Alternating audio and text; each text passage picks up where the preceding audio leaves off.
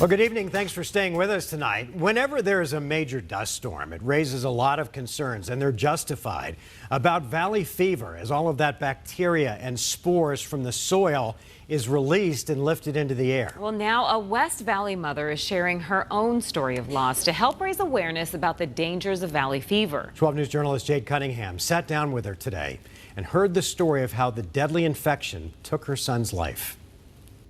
It's been 3 years since Cherise Scott lost her son. The heartache, though, just as strong as the day it happened. Everyone was so excited to be in the midst of Richard because of the energy he brought, because he was so loving, caring, and upbeat.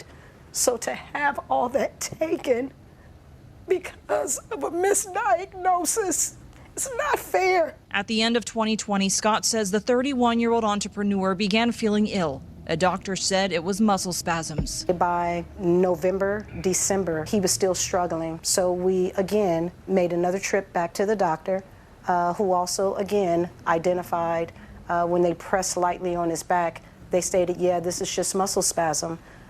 You'll be fine. Trusting the doctors, they went home. He started feeling a little sluggish then, like he was really tired, fatigued. He started losing a lot of weight. He was struggling to get up and down the stairs. By January, Richard wasn't improving. This time he's going through night sweats. By February, as a mother, he was at his worst.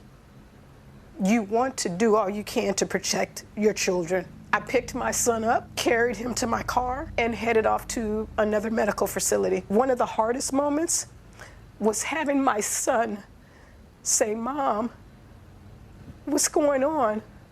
Am I going to die?" They were told he had cancer and was then taken to a hospital where after a few days he went on life support. Scott asked a new medical team to look at the case and finally got a proper diagnosis. When I showed up to the hospital is when I was told, "I am so sorry, your son is suffering from valley fever, disseminated cocci.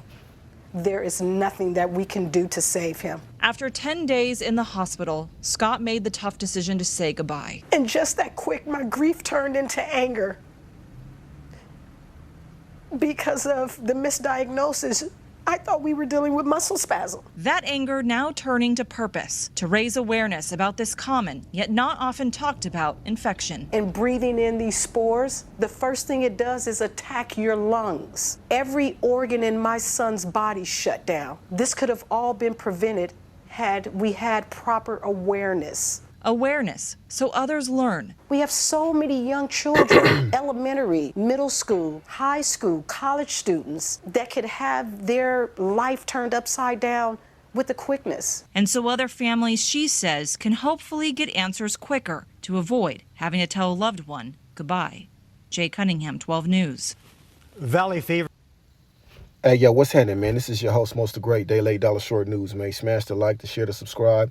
All that old good stuff so you be tuned in to the latest and the greatest. Make sure you hit that notification bell so you be notified every time this Day Late Dollar Short News vlog drops. And you can tap in and tell a friend. Today, we are switching the content up. I'm talking about something that was near and dear to me. Y'all my people. Y'all know that I'm an open book, man. So I like to express myself on here and come on here and tell y'all about what's going on. And C-Day countdown. Tomorrow is the big day. You know what I'm saying? I'm turning 21 again, you know what I'm saying, for like damn near like the third time, y'all, you know what I'm saying? But anywho, we're talking about valley fever. My condolences to that young man who perished as an end result of having valley fever. It's not a laughing matter. There's nothing funny about it. And I'm going to talk about my journey, how I almost died due to valley fever. Started May 23rd of 2024 is when I first got sick. I don't know when it was I was contracted because it's a spore from the dirt. It could have been a windstorm or you could be out working in your backyard. It could have happened anywhere. It's common in Kern County in California, in Bakersfield where I live at, in surrounding areas for people to get it. Lancaster, a lot of people contract it, you know, in prisons, in the desert, Corcoran, different places like that. Wherever there's wind, wherever there's dirt. I don't know why it's in this region, but when I contracted, I didn't even know that it was in places like Arizona in places like Nevada. I just found that out. But I got deathly ill, y'all, on that day, on that particular day. I know I'm rambling all over the place, but on that particular day of May 23rd of 2024,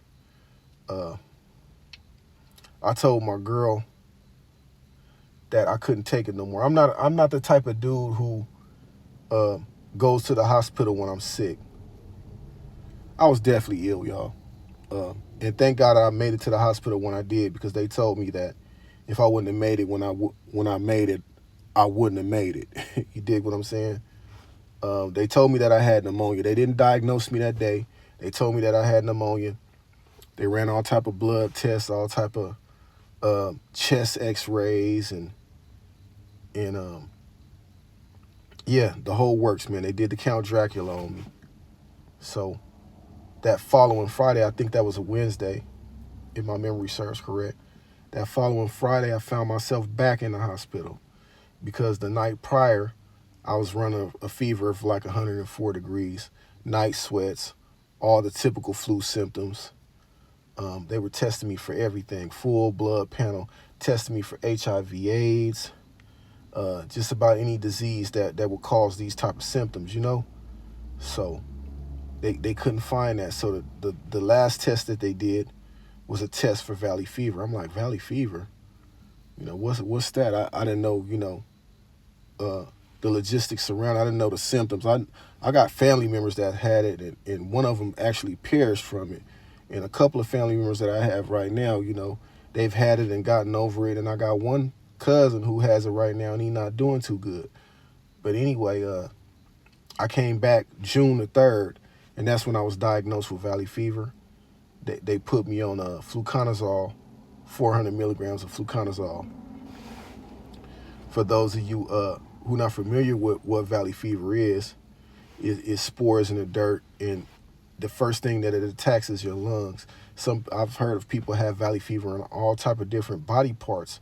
One of the homies had it in his ankle, you know. It's a nasty, deadly disease, man, and it could take you out.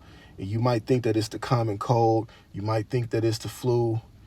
And you might think that maybe it's just pneumonia. Maybe you're going to get over it, man. But, hey, man, go to the hospital, man, and get yourself checked out, man, if you're having those symptoms. And if you having night sweats, you're having a temperature, go get yourself checked out, man, because that might be the last night that you spend on earth if you wait for too late to get to the hospital, man. If you live in the greater California, Kern County area, or, you know, even in Arizona, Nevada, where there's been cases of valley fever, man.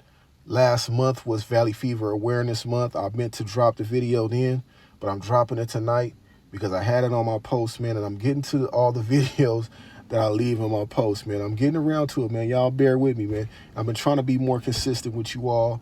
Been trying to bring y'all my life, you know what I'm saying? Bring y'all my story, man. This is your host, Most the Great, Day Late, Dollar Short News, live and direct, where we ride for respect. If you haven't done so, y'all slide over there to Trading War Stories. That's my second channel, TWS 1100. Hey, man, y'all be safe out there. We out.